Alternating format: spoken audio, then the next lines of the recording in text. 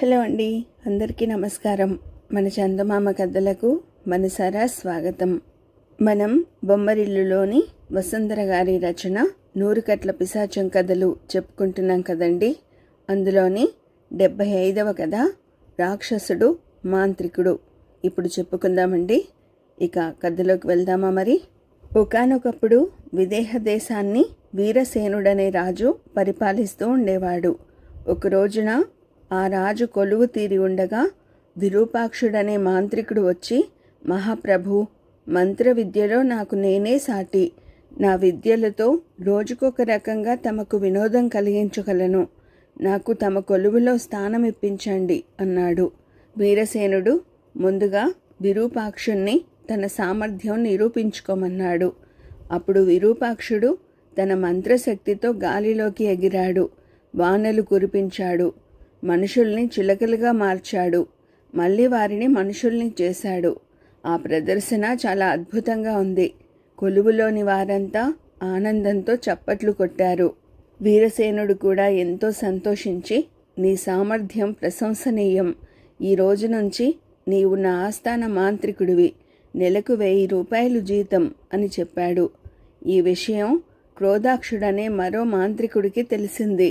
అతడు ఆకాశ మార్గాన పయనించి హుటాహుటిన రాజాంతపురానికి వెళ్ళి వీరసేనుణ్ణి కలుసుకున్నాడు. నీ కొలువులో మాంత్రికుణ్ణి నియమించావని తెలిసింది. ఈ రాజ్యంలో నేను ఉండగా నీ కొలువులో మరో మాంత్రికుడు ఉండటానికి వీల్లేదు. వాణ్ణి తీసేసి నన్ను ఆస్థాన మాంత్రికుడిగా నియమించు అన్నాడు క్రోధాక్షుడు. వీరసేనుడికి కోపం వచ్చినా తమాయించుకుని, ఆస్థాన మాంత్రికుడి పదవి నీకు తగినది కాదు. నెలకు 1000 వరహాల జీతం నీకు చాలా తక్కువ కాదంటావా అన్నాడు. అవును, నాకు తగిన జీతం నెలకు 1,00,000 వరహాలు. ఆ మాత్రం ఇవ్వగల సంపద నీకున్నది అన్నాడు క్రోధాక్షుడు. నా వద్దనున్న సొమ్ము నాది కాదు, ప్రజలది. మాంత్రికుడి కోసం నెల 1,00,000 వరహాల ప్రజాధనం వృధా చేయడం భావ్యం కాదు. నా మాట విని నీవు ఇక్కడి నుంచి వెళ్ళిపో అన్నాడు వీరసేనుడు. క్రోధాక్షుడికి కోపం వచ్చింది. అతడు తన మంత్రదండాన్ని గాలిలో ఆడించి, మహామాంత్రికుణ్ణి, నా అంతట నేనే వచ్చి నీ ఆస్థానంలో ఉంటానంటే కాదన్నావు. ఈ నిరాదరణకు ఫలితం అనుభవించక తప్పదు. నీవు కుక్కవైపోతావు అన్నాడు. అంతే, ఉన్నట్లుండి ఆకాశంలో పెద్దగా ఉరుము ఉరిమిన శబ్దం వచ్చింది. వీరసేనుడు ఎప్పట్లాగే ఉన్నాడు. కానీ క్రోధాక్షుడికి మాత్రం క్షణాల్లో ముసలి రూపం వచ్చేసింది. అతడు నిలువెల్లా వణికిపోతూ, ఇలా ఎలా జరిగింది? నీకు మంత్ర విద్యలు తెలుసని నాతో సహా ప్రజలెవ్వరికీ తెలియదు. నీకు మంత్ర విద్యలు తెలియడమే కాదు, వాటిలో నన్ను మించిన వాడివని అర్థమైంది. నన్ను మించిన మాంత్రికుడిగా నిన్ను తీర్చిదిద్దిన ఆ గురువు ఎవరో చెబుతావా అన్నాడు. వీరసేనుడు నవ్వి, ఏ గురువు వద్ద నేను మంత్ర విద్యలు నేర్వలేదు. నాకు వాటిపై ఆసక్తి కూడా లేదు. రాజ్యాభిషేకం నాడు రాజపురోహితుడు నా వ్రేలికి ఒక ఉంగరం తొడిగాడు. నా నుంచి ఆ ఉంగరాన్ని ఏ శక్తి వేరు చేయలేదు. ఆ ఉంగరం నా వ్రేలికి ఉన్నంతకాలం నన్ను, నా సన్నిహితుల్ని, నా ప్రజల్ని ఏ దుష్ట మంత్రశక్తి బాధించలేదు. ఇది తరతరాలుగా మా రాజకుటుంబానికి సంక్రమిస్తున్న వరం అని చెప్పాడు. క్రోధాక్షుడు దీనంగా ముఖం పెట్టి, ఈ విషయం ముందే నాకు తెలిస్తే బాగుండేది. నాకిలా ముసలి రూపం వచ్చేది కాదు. ఈ రూపం ఎలా పోతుందో చెప్పి పుణ్యం కట్టుకో అన్నాడు. నీకు ముసలి రూపం రావడానికి కారణం నీ అజ్ఞానం కాదు, నీ దుర్బుద్ధి అని తెలుసుకోవడం నీకే మంచిది. ఏది ఏమైనా నీకు ఈ ముసలి రూపం శాశ్వతం కాదులే. నా రాజ్యం వదిలి వెళ్ళిన మరుక్షణం నువ్వు మళ్ళీ మామూలు మనిషివి అవుతావు అన్నాడు వీరసేనుడు. క్రోధాక్షుడు విదేహ రాజ్యం వదిలిపెట్టాడు. రాజ్యం పొలిమేర దాటగానే అతడు మళ్ళీ పడుచువాడిగా మారిపోయాడు. కానీ రాజు మీద అతడికి చాలా కోపంగా ఉంది. ఎలాగైనా పగ తీర్చుకోవాలనుకున్నాడు. ఏం చేయాలా అని తీవ్రంగా ఆలోచించినా ఏమీ స్ఫురించలేదు. చివరకు ఏం చేయాలో తెలియక తన వద్దనున్న మాయా దుర్బిని బయటకు తీశాడు. అతడు ఏ ప్రశ్న అడిగినా అందులో అతడికి సమాధానం కనపడుతుంది. క్రోధాక్షుడు మంత్రదండంతో మాయా దుర్బినిని తాకి, వీరసేనుడిపై నా పగ తీరే సాధనం చూపించు అని అడిగాడు. అప్పుడు అతడికి దుర్బిణిలో రక్తనేత్రుడనే భయంకరమైన బ్రహ్మరాక్షసుడు కనిపించాడు. అతడు వింధ్య పర్వత శ్రేణుల్లో ఒంటరిగా ఉంటున్నాడని, గాలినే భోంచేస్తూ చాలా కాలంగా బ్రహ్మ సాక్షాత్కారం కోసం తపస్సు చేస్తున్నాడని తెలిసింది. క్రోధాక్షుడు వెంటనే అతడి దగ్గరకు వెళ్ళాడు. అప్పటికి సాయం సమయమైంది. అప్పుడు రక్తనేత్రుడు కొండలపై ప్రవహించే ఓ చిరు జలపాతం వద్ద స్నానం చేస్తున్నాడు. క్రోధాక్షుడు అతడికి నమస్కరించి, మిత్రమా, నేను క్రోధాక్షుడనే మాంత్రికుణ్ణి. ఈ ప్రపంచంలో బలానికి నీకు నీవే సాటి అని చెప్పుకోగా విని నిన్ను చూడవచ్చాను. ఇక్కడ నీవు ఒంటరిగా ఏం చేస్తున్నావు అని అడిగాడు. రక్తనేత్రుడు మాంత్రికుడు వంక ఆశ్చర్యంగా చూశాడు. నన్ను ఆమడ దూరంలో చూస్తేనే చాలు మహావీరులు కూడా ఒక్క ఉదుటున కాళ్ళకి బుద్ధి చెబుతారు. నువ్వేమో నాకు దగ్గరగా వచ్చి మిత్రమా అని పలకరించావు. నీ ధైర్యం మెచ్చుకోదగ్గదే, కానీ అది నీ ప్రాణాల్ని కాపాడలేదని తెలియదా అన్నాడు. ముందే చెప్పానుగా నేనొక మాంత్రికుణ్ణి అని. ఎంత బలవంతుడి నుంచైనా సరే నన్ను నేను కాపాడుకోగల శక్తివంతుణ్ణి. నా ధైర్యానికి అదే కారణం. అమిత బలవంతుడివైన నీవు ఒంటరిగా ఎలాంటి చోట ఎందుకు ఉంటున్నావో తెలుసుకోవచ్చా అన్నాడు క్రోధాక్షుడు. నాకీ రాక్షస జీవితంపై విరక్తి పుట్టింది. బ్రహ్మ సాక్షాత్కారం కోసం తపస్సు చేస్తున్నాను. అదేమిటో ఎంతకాలం గడిచినా దైవ సాక్షాత్కారం కావడం లేదు అన్నాడు రక్తనేత్రుడు విచారంగా. క్రోధాక్షుడు నవ్వి, నీకు బలమే కానీ తెలివి లేదు. అందుకే ఇన్ని సంవత్సరాల కాలాన్ని వృధా చేశావు. నా సలహా విన్నావంటే ఇక నీవు తపస్సు మానివేయవచ్చు. ఆ బ్రహ్మదేవుడే నేను వెతుక్కుంటూ వస్తాడు అన్నాడు. రక్తనేత్రుడు కుతూహలంగా, అలాంటి ఉపాయం ఉందా? ఉంటే నాకు చెప్పు, వెంటనే అమలు పరుస్తాను అన్నాడు. నీవు నీ పెద్దల అడుగుజాడల్లో నడవాలి. పూర్వం రావణాసురుడు ఏం చేశాడు? తన శక్తితో అన్ని లోకాలను జయించాడు, అన్ని సుఖాలు అనుభవించాడు. చివరకు భగవంతుడి చేతిలో అంతముంది మోక్షం సంపాదించాడు. నువ్వు అదే చెయ్యి అన్నాడు క్రోధాక్షుడు. సరే, ముందు స్వర్గలోకానికి వెళ్ళి దేవేంద్రుణ్ణి జయించి వస్తాను అన్నాడు రక్తనేత్రుడు ఉత్సాహంగా. భలేవాడివే, స్వర్గలోకానికి వెళ్ళడం ఎందుకు? ముందు భూలోకాన్ని జయించు అన్నాడు క్రోధాక్షుడు.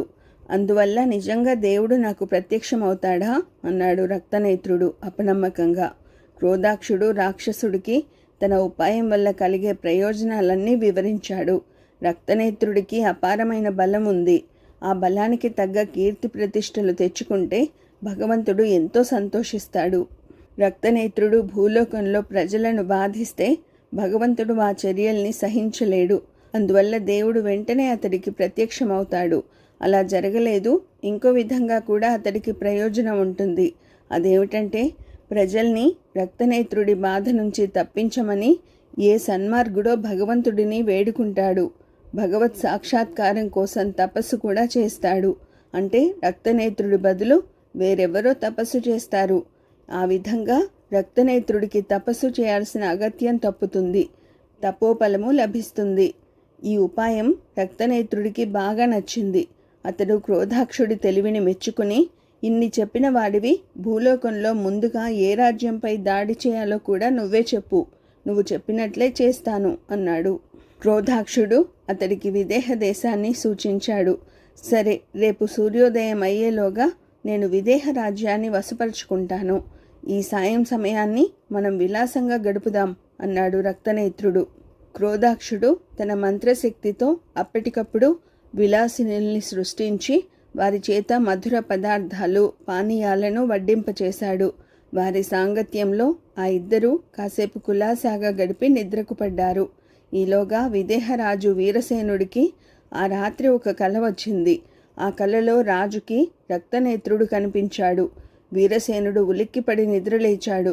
కలలో రక్తనేత్రుడి రూపం అతడికి ఇంకా వణుకు పుట్టిస్తోంది. రాజు వెంటనే రాజపురోహితుడికి కబురు పంపి రప్పించి తన కల గురించి చెప్పాడు. రాజపురోహితుడు సాలోచనగా, నీ వ్రేలికి నేను తొడిగిన ఉంగరం ఉండగా నీ కలలోకి ఎటువంటి దుష్టశక్తి రాకూడదు. వచ్చిందంటే ఈ ఉంగరం ప్రభావాన్ని మించిన శక్తి నిన్ను లోబర్చుకోబోతున్నదని అర్థం. నీ ఉంగరం నిన్ను మాంత్రికుల బారి నుండి రక్షించగలదే తప్ప రాక్షసుల బారి నుంచి రక్షించలేదు.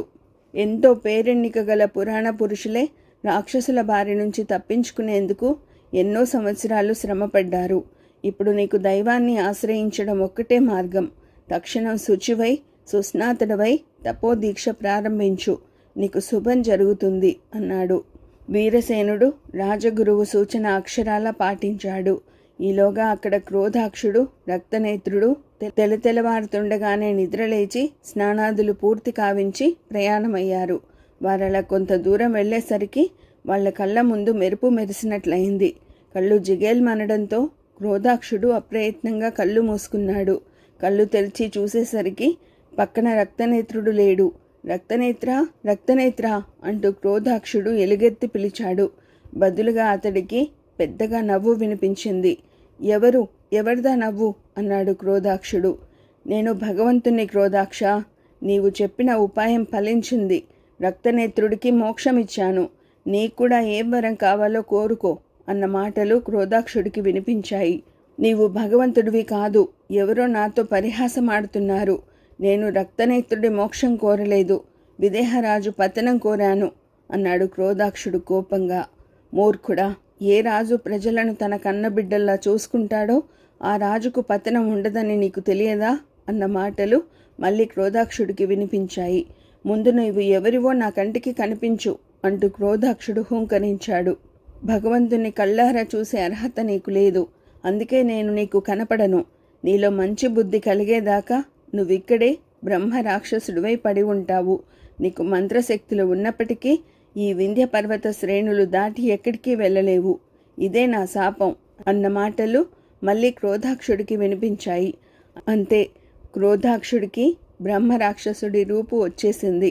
అతడు దీనంగా, హే భగవాన్, నిన్ను నమ్ముకున్నాను, నాకు ఈ రాక్షస రూపం పోగొట్టు, నన్ను రక్షించు అంటూ కేకలు పెట్టాడు. బదులుగా మళ్ళీ ఏదో రోజున నీ వంటి మాంత్రికుడు దురాశతో నీ వద్దకు చేరకపోడు, అంతవరకు నీకు శాప విముక్తి లేదు అనే మాటలు క్రోధాక్షుడికి వినిపించాయి. వినయశీలుడు ఈ కథ పూర్తి చేయగానే విరూపాక్షుడు తనకున్న మంత్రశక్తులతో అసహాయుల్ని వేధించకుండా తనకంటే శక్తివంతుడైన వీరసేనుడి కొలువులో చేరి అతడికి అతడి ప్రజలకు వినోదం కలిగించాలనుకున్నాడు. అలాగే చేశాడు. కానీ క్రోధాక్షుడు మాత్రం రాజు ఇవ్వజూపిన నెలకు 1000 వరహాల జీతంతో తృప్తి పడలేదు. తన మంత్రశక్తులతో అపరిమితంగా డబ్బు ఆర్జించాలనుకున్నాడు. అందుకే వీరసేనుడు అతన్ని చేరదీయలేదు. వీరసేనుడికున్న ప్రజాభిమానమే అతడి రాజ్యానికి రక్తనేత్రుడి వంటి భయంకర రాక్షసుడి ప్రమాదం రాకుండా కాపాడింది. వీరసేనుడి లాంటి రాజునే తాను ఆదర్శంగా తీసుకోవాలనే విషయం ఇంతకాలం తనకెందుకు స్ఫురించలేదు అని మనసులో మదన పడింది రాణి. మహారాణి ఆలోచనలు ఎలా ఉన్నప్పటికీ ఆమెకి కథ బాగా నచ్చింది. ఆమె కథని మెచ్చుకోగానే వినయశీలుణ్ణి ఆవహించిన 100 కట్ల పిశాచానికి మరో కట్టు విడిపోయింది. మర్నాడు వినోద ప్రదర్శనకు ముందు యథాప్రకారం కథ వినడానికి మళ్ళీ వచ్చింది మహారాణి. వినయశీలుణ్ణి ఆవహించి ఉన్న పిశాచం మరో కథ చెప్పడం ప్రారంభించింది.